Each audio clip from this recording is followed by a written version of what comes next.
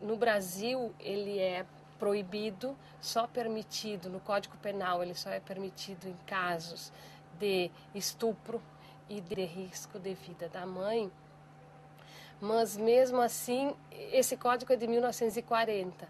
Então, a questão da permissão em caso de estupro é muito mais em função da questão da honra e da família e da preservação da herança da família. Como é que nós vamos ter um filho que é de outro homem, né? E uma filha.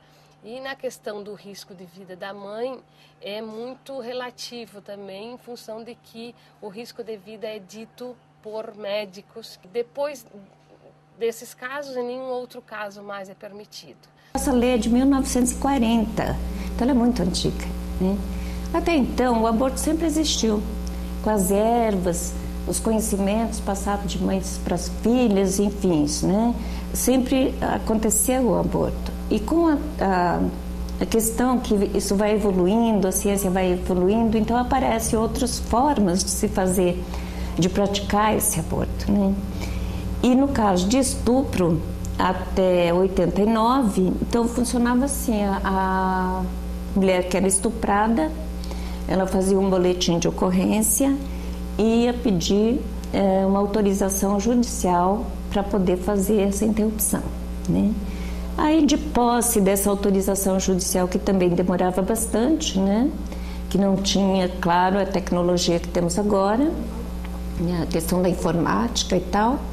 Então, de posse desse documento, ela ia procurar um hospital público para fazer essa interrupção. E aí nenhum hospital fazia, né? Então, não podia atender, porque isso não fazia parte do atendimento dos hospitais, né?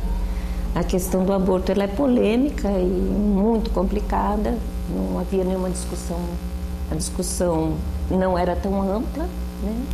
Então, o que acontecia? Essas mulheres, ou elas tinham esses bebês, essas crianças, né, fruto desse estupro, ou elas iam recorrer a algum método para fazer esse abortamento sozinhas. No sábado ela saía, né, saía e ia escondida da mãe para ir no bailinho, mas ela vinha voltando e foi cortar caminho, né, e passou por meio de uma favela. Aí esses bandidos estrupou a menina, oito rapazes, e ela ficou grávida com 12 anos. E quando ela resolveu tentar resolver esse problema, e o juiz, acho que de propósito mesmo ele faz isso, para poder atrasar para assinar. O que é uma assinatura do juízo para autorizar que a menina foi comprovada que foi estuprada, a menina de 12 anos, era simplesmente uma assinatura do juiz para dar autorização para ir para o médico para fazer esse aborto. Quando foi dar essa autorização, a menina já tinha entrado do 7º mês já passado. Então daí o médico orientou que ela correria risco de vida. Nasceu a filhinha dela, que é uma menina. E hoje a menina está com 8 anos.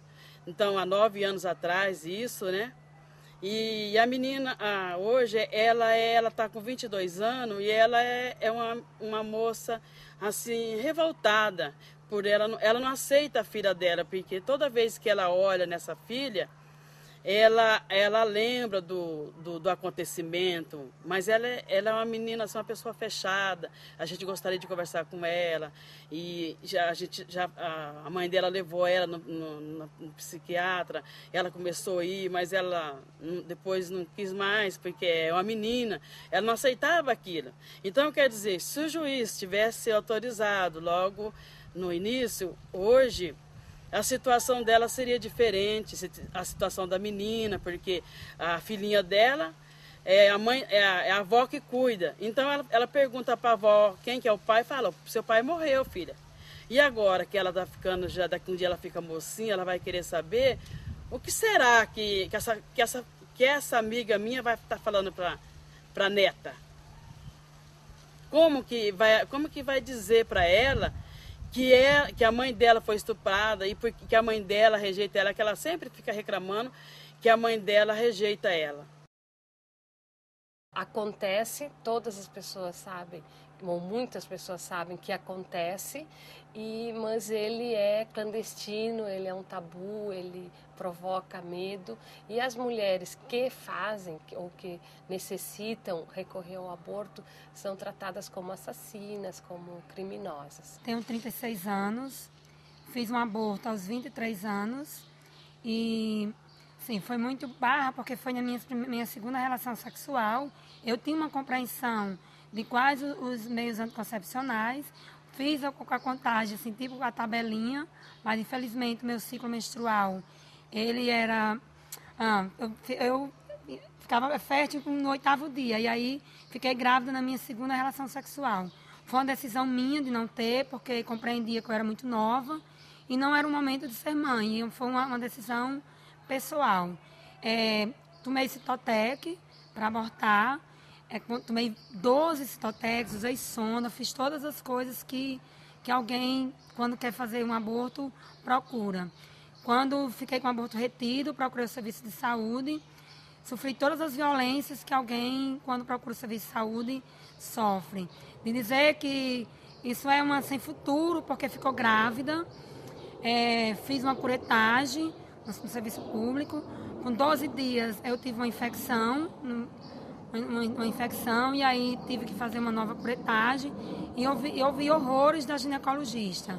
Tipo assim, essas irresponsáveis fazem os abortos de qualquer jeito e depois fica dizendo que os médicos deixaram restos de placenta. O aborto clandestino, e também é conhecida por todos e por todas onde estão as clínicas nas cidades, desde a clínica mais de alto nível, com todas as condições e que cobra muito caro, que pode ser em torno de 2, 3, 4, 5 mil reais, né? E que só mulheres com um poder aquisitivo muito alto podem recorrer a essas clínicas, ou clínicas onde fazem aborto, são mulheres curiosas que fazem aborto com instrumentos não esterilizados, ou até o uso de medicamentos ou chás que provocam, que podem provocar hemorragia, não sai totalmente todos os restos e podem provocar inflamação que causam sequela para o futuro muito grave para as mulheres. Terceira ou quarta causa da mortalidade materna é o aborto. Então essas mortes, essas mulheres não deveriam morrer, né? Que nós sabemos o prejuízo que é, tanto para a sociedade, para a comunidade, para a família, a perda de uma mulher. Foi muito barra, porque eu consegui uma mulher que fazia no fundo de quintal, né, o aborto. E aí eu estava me submetendo a qualquer coisa, porque eu já tinha tomado 12 Citotecs e não tinha abortado. Então, eu fui. E aí, quando foi, eu marquei para ir à tarde, no final da tarde, para ela fazer a intervenção. E quando eu voltei lá, a mulher tinha sido presa. Né? Tinha sido presa e foi processada, porque ela, quando a polícia chegou lá, ela tinha todo um arsenal para fazer aborto. Então, eu escapei por pouco, né, de não ter sido presa. O movimento de mulheres, desde bastante tempo, da década de 70, vem discutindo a questão da descriminalização e da legalização do aborto. Por que são as mulheres que puxam?